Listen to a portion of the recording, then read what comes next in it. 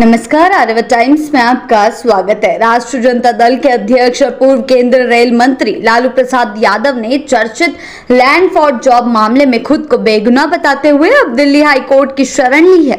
इस बहुचर्चित मामले में सीबीआई द्वारा दर्ज की गई एफआईआर और दाखिल चार्जशीट को रद्द कराने की मांग करते हुए लालू यादव ने कोर्ट में याचिका दायर की है।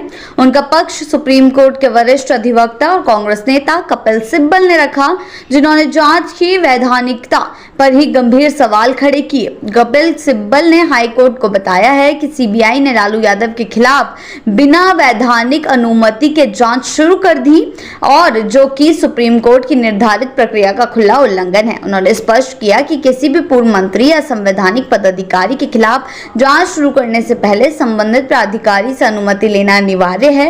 उन्होंने कहा, इस केस में मंजूरी लिए बिना जांच शुरू करना कानून की प्रक्रिया का उल्लंघन है। लालू यादव के वकील की दलील का मुख्य आधार यही है कि सीबीआई ने लालू यादव के खिलाफ किसी वैध स्वीकृति के बिना ही प्राथमिकी दर्ज की और चार्जशीट दाखिल कर दी, जो न केवल अवैधानिक है बल्कि पूर्वाग्रही भी प्रतीत होती है। गौरतलब है कि ये मामला उस वक्त का है जब लालू प्रसाद यादव भारत सरकार में रेल मंत्री थे। उन पर आरोप है कि उनके रेल मंत्रालय के कार्यालय में कई व्यक्तियों को रेलवे में नियुक्ति दी गई थी और बदले में उनसे पटना सहित अन्य स्थानों की बेशकीमती जमीनें बेहद सस्ते दाम पर लालू यादव के परिवार और उनके करीबी सहयोगियों के नाम रजिस्टर करवाई गई। इस कथित सौदेबाजी की जांच 2 मोर्चों पर हो रही है। सीबीआई इस मामले के आपराधिक पहलुओं की जांच कर रही है, जबकि प्रवर्तन निदेशालय इस पूरे प्रकरण में मनी लॉन्ड्रिंग और आर्थिक अनियमितताओं के बिंदु पर जांच में जुटा हुआ है।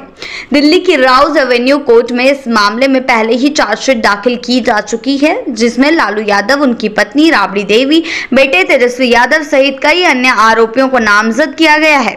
लालू यादव की इस नई कानूनी पहल को एक बड़ी रणनीतिक चाल के रूप में भी देखा जा रहा है। राजनीतिक गलियारों में इसे आगामी विधानसभा चुनावों के दृष्टिकोण से भी जोड़ा जा रहा है। जी हाँ, आपने सही सुना। जहां राजद चाहती है कि पार्टी सुप्रीमो पर लगे आरोपों को न्यायिक रूप से चुनौती देकर जनता के सामने पीड़ित और राजनीतिक शिकार की छवि प्रस्तुत की जाए, वहीं भाजपा और अन्य विरोधी दल इसे कानूनी प्रक्रिया से बचने की कोशिश बता रहे हैं। उनका तर्क है कि अगर सब कुछ सही था तो अब तक चार्जशीट के इतने साक्ष्यों के आधार पर अदालत में अपनी सफाई दी जानी चाहिए थी, ना कि एफआईआर ही खारिज करवाने का प्रयास होना चाहिए था। जी हाँ, अब देखना यह दिलचस्प रहेगा कि दिल्ली हाईकोर्ट इस मामले में क्या रुख अपनाता है। क्या एफआईआर और चार्जशीट रद्द होती है या फिर लालू यादव को इस मामले में विधिवत ट्रायल का सामना करना होगा।